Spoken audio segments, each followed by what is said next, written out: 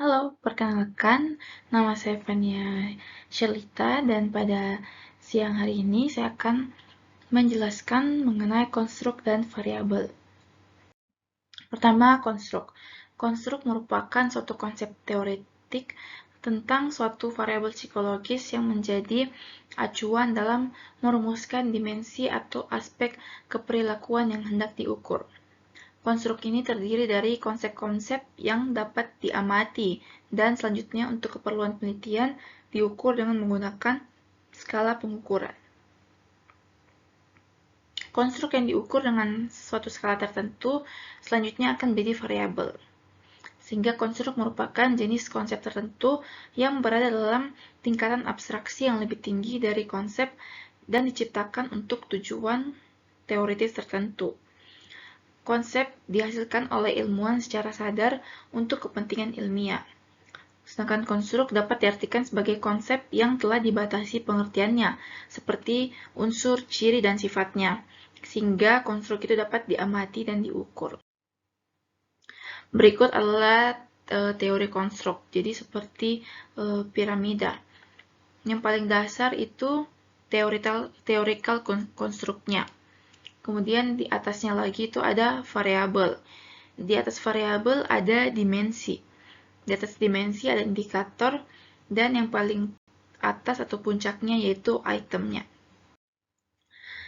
Jadi yang theoretical construct-nya itu personality menurut Lewis dan Carr.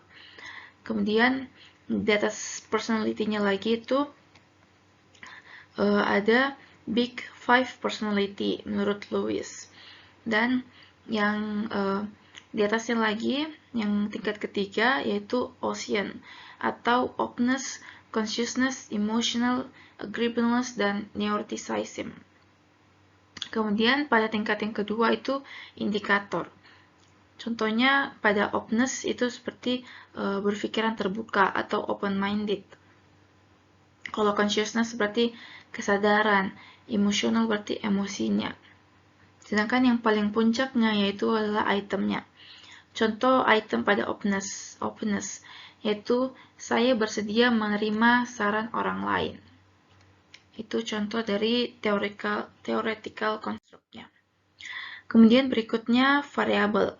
Variabel merupakan suatu konsep yang mempunyai bermacam-macam nilai menurut Nasir. Variabel merupakan atribut objek yang mempunyai variasi antara satu dengan lainnya. Contohnya, berat badan, warna, partisipasi petani, produksi padi, pendapatan petani, kinerja usaha, volume penjualan, kinerja jaringan irigasi, motivasi.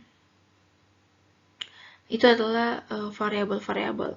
Jadi variabel merupakan sesuatu yang memiliki variasi. Misalnya jenis kelamin. Jenis kelamin itu bervariasi seperti ada jenis kelamin laki-laki dan ada jenis kelamin perempuan. Dan juga variabel bisa bersifat kuantitatif maupun kualitatif. Dia bersifat kualitatif yaitu seperti jenis kelamin, bisa pria, bisa wanita.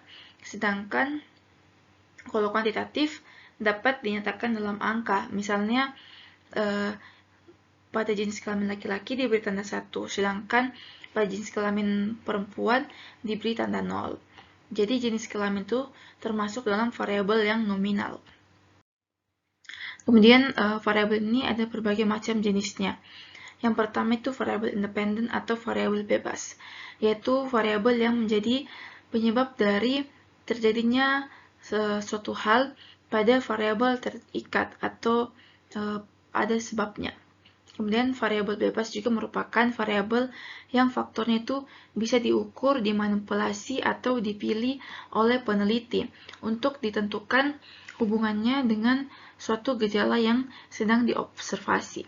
Contohnya, struktur tenaga kerja pertanian itu variabel bebas yang bisa dilihat pengaruhnya terhadap kinerja usaha petani.